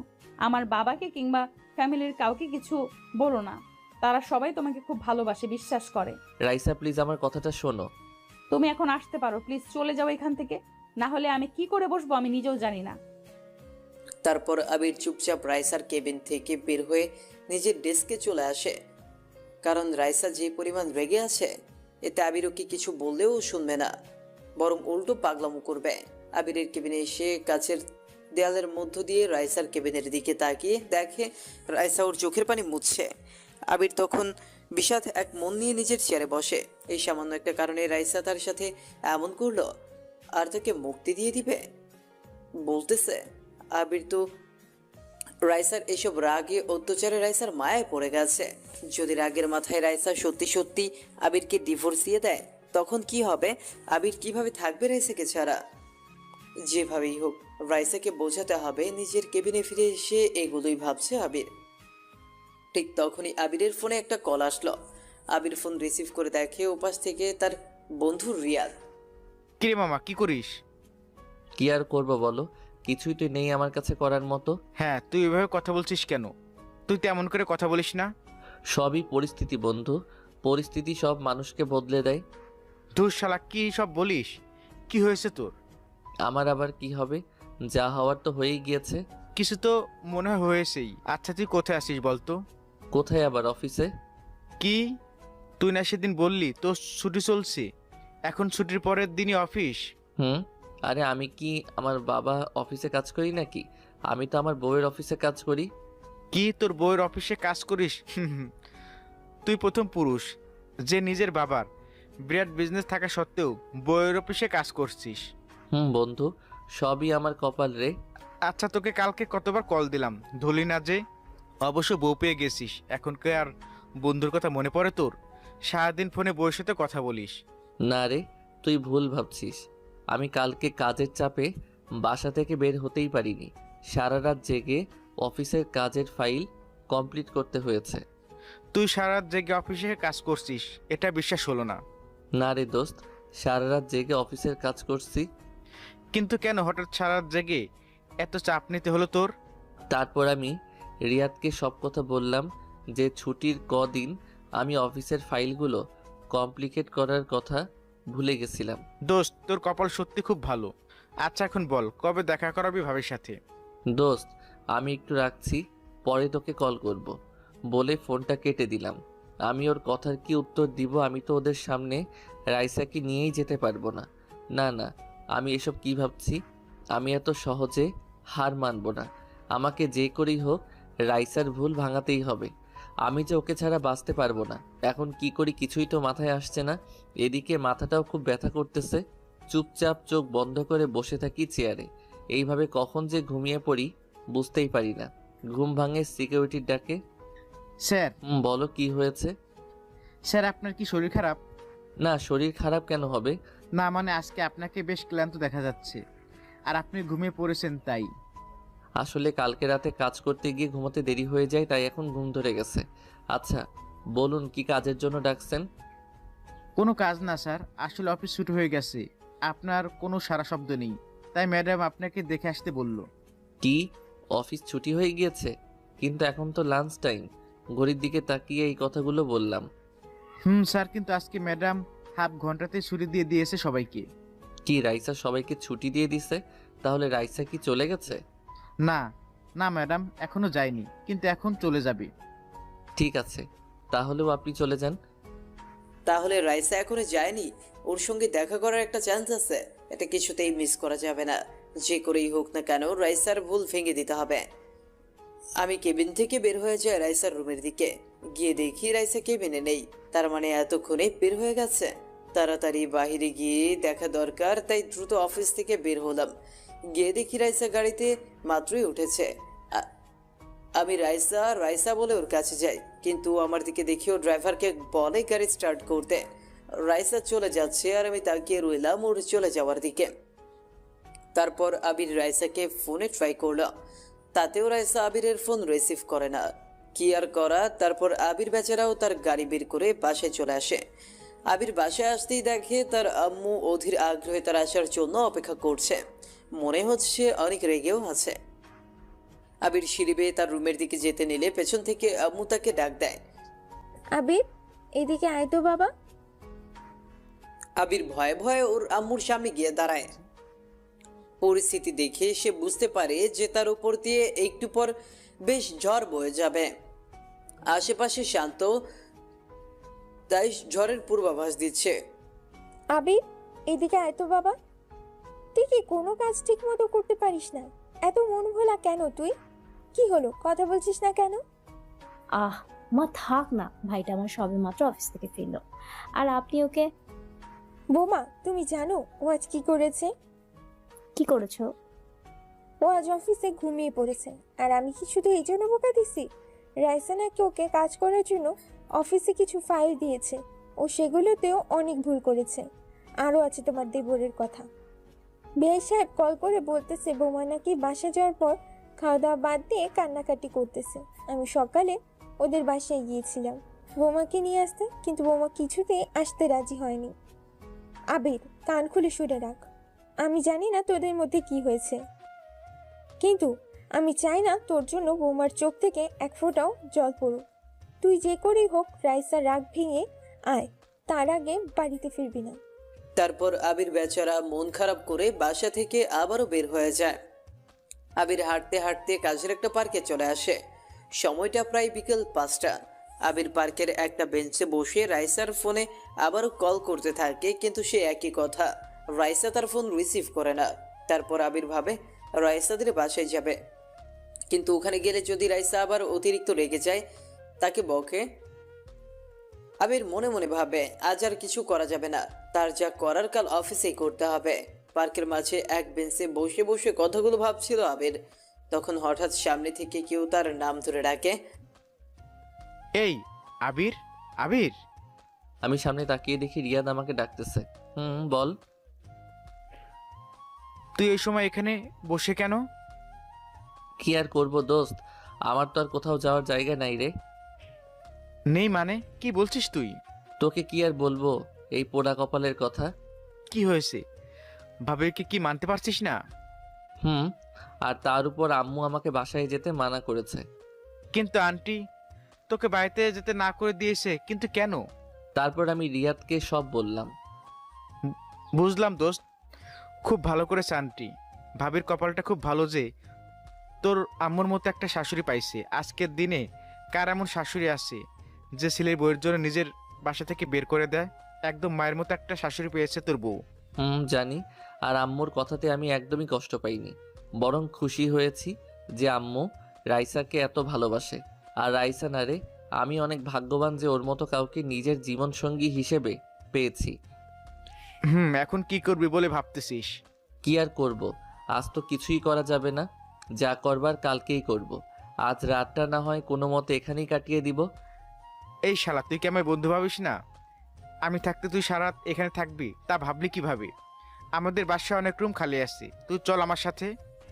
না রে দোস্ত, তুই বলছিস তাতেই আমি অনেক খুশি।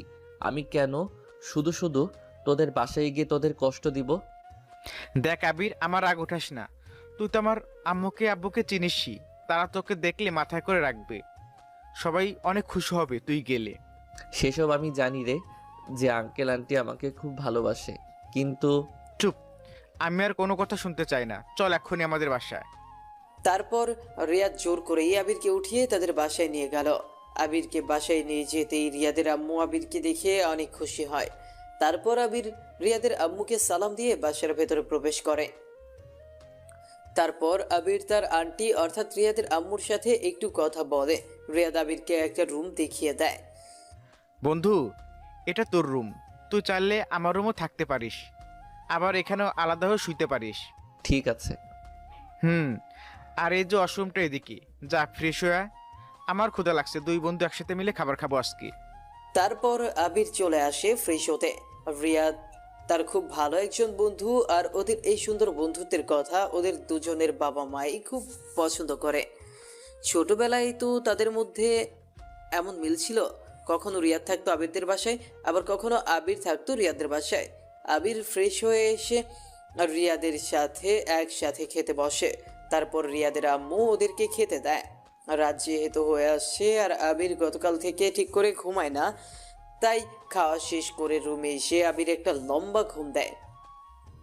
সকালে আবিরের ঘুম ভাঙতেই রিয়াদ বলল, কি গুরু, ঘুম কেমন হলো? বিন্দাস ঘুম হয়েছে। আচ্ছা, ওটা ফ্রেশ হয়ে নিচে আয়, আম্মু আমাদের দুজনকেই খেতে ডাকতেছে।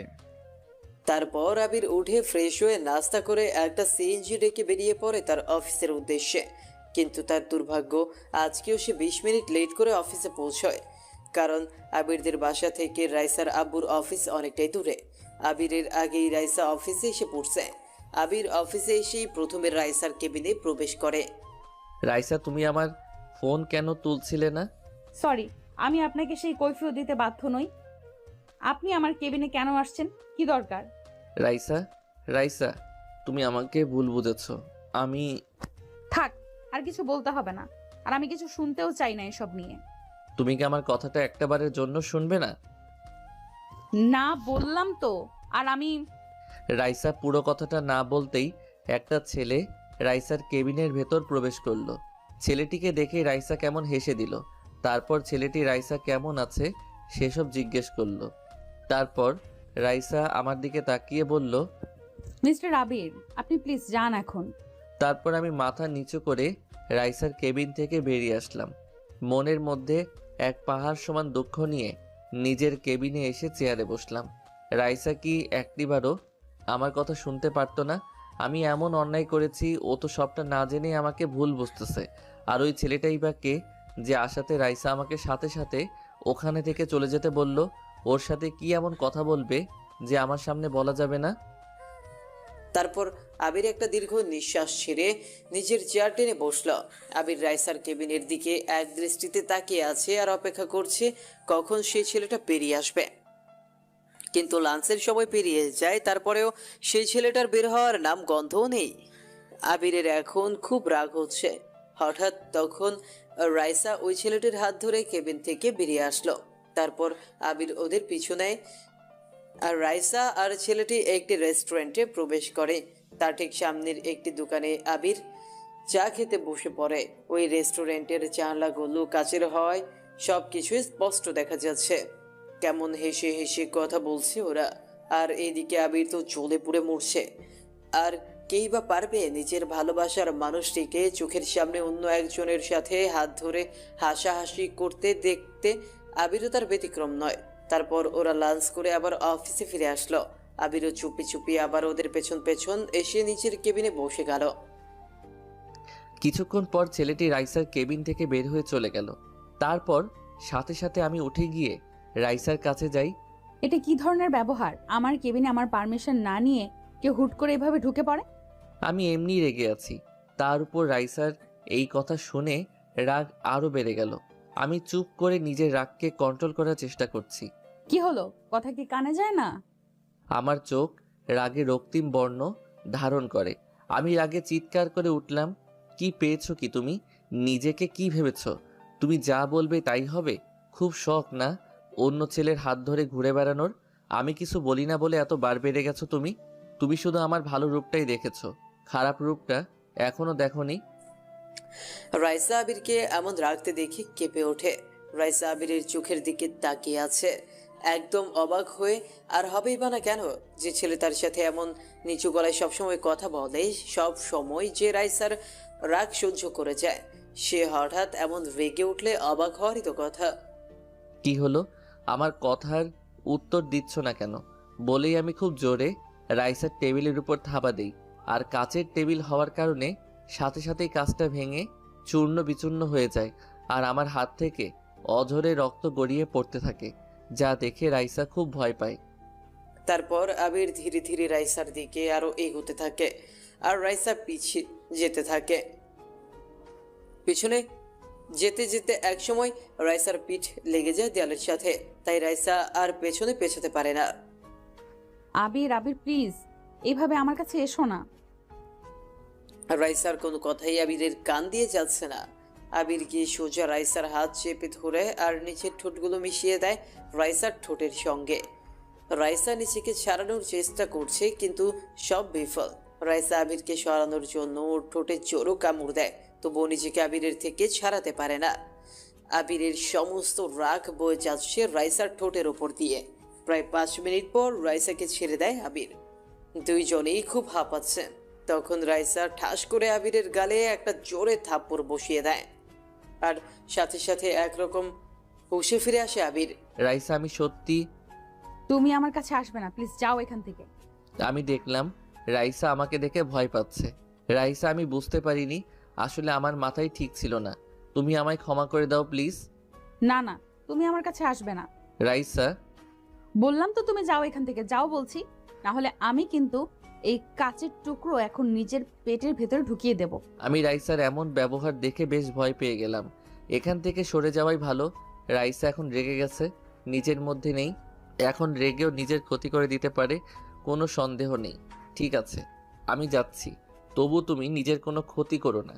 তারপর আবির মনির দুঃখে অফিস থেকে বেরিয়ে পড়লে এমনটা করা কি তার বেশি বেশি হয়ে গেল? আবিরের এখন এইসব ভাবতে নিজের প্রতি ঘৃণা হচ্ছে। সব কিছু ভাবতেই আবিরের চোখের কোণ বেয়ে জল গড়িয়ে পড়তে থাকে। আবির ব্যাখিয়ালিভাবে রাস্তা দিয়ে হাঁটতেছে আর নিজের চোখের জল ফেলছে। এদিকে পকেটে তার ফোনটা বেজেই চলছে, সেদিকে তার কোনো খেয়াল নেই। এইভাবে হাঁটতে হাঁটতে আবির রাস্তার মাঝখানে চলে আসে। তখন হঠাৎ পেছন থেকে একটি গাড়ি এসে আবিরকে জোরে ধাক্কা দেয়। তারপর আবিরের সামনে অনেক লোকজনের ভিড় জমে যায়। আবিরকে অনেক মানুষ ঘিরে ধরে দেখতেছিল, আর আবিরের দু চোখে যেন তাদের মধ্যে রাইসাকে খুঁজছে। চোখগুলো ঝাপসা হয়ে আসছে আবিরের। তারপর আবিরের আর কিচ্ছু মনে নেই। তারপর আবির চোখ খুলে নিজেকে হসপিটালের বেডে আবিষ্কার করে। কোনোরকম হাত পা নাড়াতে পারছে না আবির, তার পুরো শরীর ব্যান্ডেজ করা। আমার মনে হচ্ছে আমার পাশে কেউ ঘুমিয়ে আছে, কিন্তু তাকে যে তাকিয়ে দেখবো তার সাধ্য আমার নেই। ব্যথায় নিজের ঘাড় ঘোরাতে পারছি না, কিন্তু আমার মন বলছে এটা রাইসা। বুঝতে পেরেছি আমার পাশে থাকা মানুষটি উঠে পড়ছে, তাই আমি চোখ বন্ধ করে ফেললাম। আমি বুঝতে পারছি ও আমার দিকে তাকিয়ে আছে। হঠাৎ করে শুনতে পেলাম একটি কণ্ঠ, যা খুব পরিচিত। এটা রাইসার কণ্ঠ, কিন্তু ও এখানে কি করছে? ওই পচা ছেলে, তুই কেন এমন করলি আমার সাথে? তুই কি বুঝিস না যে আমি তোকে কতটা ভালোবাসি? আমি তোর উপর রাগ করেছি, কোথায় আমার রাগ ভাঙাবি তা না করে নিজে রাগ করে আজ এই অবস্থা। এই পচা ছেলে, তুই কি আমার সাথে এখনো রাগ করে আছিস? তুই জানিস ওই ছেলেটা না আমার মামাতো ভাই ছিল, তুই বিশ্বাস কর। আমি তোর সঙ্গে এমন করতে চাইনি। আমি যেমন সেদিন তোকে ওই মেয়েটার সাথে কথা বলতে দেখে কষ্ট পেয়েছিলাম, তেমন একটু কষ্ট তোকে বোঝাতে আমি এই নাটকটা করেছিলাম। আমি রিয়াদের কাছ থেকে সব শুনেছি, সেদিন আমারই ভুল ছিল। আমি যদি বুঝতাম তুই এমন করবি তাহলে কখনো এমনটা করতাম না রে। এই ওঠো না, একবার আমার সাথে কথা বল। এই ওঠ না, একবার আমার সাথে কথা বল। তোকে জড়িয়ে ধরতে খুব মন চাচ্ছে। তুই কি আমাকে এই সুযোগটাও দিবি না? একবার তুই ঠিক হয়ে যা, তারপর তোকে আর বকা দেব না। আমি তোর সব কথা শুনবো, তোকে অনেক পাপ্পি দেব, অনেক আদর করবো। প্লিজ ওঠ আবির। কান্না করতে করতে এই কথাগুলো বলে রাইসা। আমারও খুব মন চাইছে ওকে জড়িয়ে ধরে ওর চোখের জলগুলো মুছে দিয়ে ওকে বুকে জড়িয়ে ধরি, কিন্তু এত সহজে ওকে আমি নিজের কাছে নিব না। এই দুদিন আমায় খুব কষ্ট দিয়েছো না, এখন দেখো এই আবির কি করে। আমার রাগী বউ, আমার সাথে নাটক, এবার বুঝবে তুমি। তারপর আবির ঘাপটি দিয়ে শুয়ে থাকে। একটু পর তখন আবিরের আম্মু আর ভাবি হসপিটালে আবিরকে দেখতে আসে। রাইসা, কান্না করো না, দেখবে আবির একদম ঠিক হয়ে যাবে। তুমি একটু শান্ত হও প্লিজ। চলো, আমি তোমার জন্য খাবার নিয়ে আসছি, গাড়িতে বসে খাবে, চলো। না ভাবি, আমি কিভাবে খাবো? ও যে না খেয়ে শুয়ে আছে দেখো। রাইসা মা, তুমি তানিয়ার সাথে যাও। এভাবে না খেয়ে থাকলে তুমিও অসুস্থ হয়ে পড়বে। তানিয়া, ওকে নিয়ে যাও। যাও মা, তুমি কিছু একটা খেয়ে আসো, আমি আবিরের কাছে আছি। তারপর রাইসা আর তানিয়া চলে গেল। আবিরের আম্মু আবিরের পাশে বসে আছে আর তার সন্তানকে দেখে কাঁদতেছে। তখন আবির তার আম্মুর কান্না সহ্য করতে না পেরে আস্তে আস্তে চোখ খুলে তাকায় আর নড়াচড়া করে ওঠে। আবিরকে চোখ খুলে তাকাতে দেখে তার আম্মু একটা রাজ্য জয়ের হাসি দেয়। বাবা, তুই চোখ খুলেছিস? আমি আম্মুর দিকে তাকিয়ে আছি। আমি যেই কিছু বলতে যাব তখন আম্মু আমাকে আটকিয়ে দেয়। থাক, তোকে আর কিছু বলতে হবে না, আমি এখনই ডাক্তারে গিয়ে জানিয়ে দিই কথাটা। তারপর আবিরের আম্মু চলে গেলেন ডক্টরকে জানাতে। কিছুক্ষণ পর ডাক্তার আসে, সাথে রিয়াদ আর আবিরের আম্মু। আরে, এই তো আমার বন্ধু সুস্থ হয়ে উঠেছে। কিরে, এখন কেমন লাগতেছে বল? আমি মাথা নেড়ে রিয়াদকে ভালো বলি। মিস্টার আবির, আজকে 3 দিন পর তোর জ্ঞান ফিরলো। আমি বেশ অবাক হয়ে যাই রিয়াদের কথা শুনে। তাহলে আমি 3 দিন ধরে অজ্ঞান ছিলাম? তারপর ডাক্তার আবিরকে বলে, আপনি খুব লাকি যে এমন পরিবার আর এমন একটা বন্ধু আর স্ত্রী পেয়েছেন। আপনার তো কোনো আশাই ছিল না জ্ঞান ফেরার, কিন্তু আপনার স্ত্রীর ভালোবাসা আর যত্নে আপনাকে মৃত্যুর মুখ থেকে ফিরিয়ে এনেছে। এগুলো বলে ডক্টর আবিরকে চেক আপ করে চলে যায়। রিয়াদ, আমি কি করে এখানে এসেছি? কে আমায় হসপিটাল নিয়ে আসছে? তোকে ভাবি এখানে নিয়ে এসেছে। পরে ভাবি আমাদের ফোন করে বলল যে তোকে নিয়ে হাসপাতালে এসেছে। আর আসার পর জানতে পারি তুই হাঁটতে হাঁটতে রাস্তার মাঝে চলে গিয়েছিলি, আর একটা গাড়ির সাথে ধাক্কা লেগে যায়। কি? রাইসা আমায় নিয়ে এসেছিল? তার মানে আমি ওই সময় আমার রাইসাকে দেখেছিলাম। মনে মনে এই কথাগুলো ভাবছিলাম। তারপর একজন নার্স আসলো। সে এসে সবাইকে বাইরে যেতে বলল, কারণ আমার নাকি এখন রেস্টের প্রয়োজন। তারপর আমাকে ইঞ্জেকশন দেওয়া হলো আর আমি ঘুমিয়ে গেলাম। তারপর রাইসা আবিরের জ্ঞান ফিরেছে শুনে ঝড়ের মতো দৌড়ে চলে আসে। ওই সে আবিরের আম্মুর সামনে কাঁদতে কাঁদতে বলে, আম্মু, আম্মু, আবিরের নাকি জ্ঞান ফিরেছে। কোথায় ও? আমি ওকে দেখব। হ্যাঁ মা, তোর দোয়া আল্লাহ শুনেছে, আবিরের জ্ঞান ফিরেছে। মা, ও মা, আমি ওকে দেখব। রাইসা শান্ত হ মা, ডাক্তার ওকে রেস্ট করতে বলেছে, এখন কাউকে ওর রুমে যেতে দিবে না। না না, আমি ছাড়বো না। ডাক্তার কোথায়? আমি ওনার কাছ থেকে পারমিশন নিয়ে আবিরের কাছে যাব। তারপর রাইসা আবিরের আম্মুর কাছে বাচ্চাদের মতো জেদ ধরে বসে। তখন একজন নার্স যে আবিরকে ঘুমের ইনজেকশন পুশ করছিল তাকে আসতে দেখে রাইসা ছুটে যায় সেই নার্সের সামনে। আর তার কাছে গিয়ে রাইসা আবিরের কাছে যাওয়ার জন্য কান্না করে, আকুতি মিনতি করতে থাকে। তারপর সে তাকে বোঝায় যে আবিরের এখন বিশ্রামের খুব প্রয়োজন, আপনি কালকে ওনার সাথে দেখা করতে পারবেন। কিন্তু ম্যাম, আমি একটিবারের জন্য আবিরকে আমি দেখতে পারবো না। প্লিজ ম্যাম, না করবেন না। তারপর নার্স রাইসাকে বলে, ঠিক আছে আপনি যেতে পারবেন, কিন্তু ওনার সামনে গিয়ে কান্নাকাটি করা যাবে না। তারপর রাইসা তার চোখের পানি মুছে মাথা নাড়িয়ে সম্মতি জানায়। তারপর নার্স রাইসাকে আবিরের কাছে নিয়ে যায়। ভেতরে গিয়ে আবিরের ঘুমন্ত মুখের দিকে তাকিয়ে আমি এক দৃষ্টিতে আবিরকে দেখতে থাকি। কি মায়াবী লাগছে আবিরের এই মায়া ভরা চেহারাটা। আবিরকে দেখে আমার মনটা ভরে গেল। একবার তুমি সুস্থ হয়ে যাও, তারপর তোমাকে সব সময় নিজের কাছে আঁকড়ে রাখবো, কোথাও একা ছাড়বো না তোমায়। তারপর 1 সপ্তাহ পর আমাকে রিলিজ করে দেওয়া হয়। আমাকে এখনো হসপিটাল থেকে ছাড়া হয়নি। সব সময় এখানে শুয়ে থাকতে হয়, এভাবে কি আর ভালো লাগে? আমি চুপচাপ বিষাদ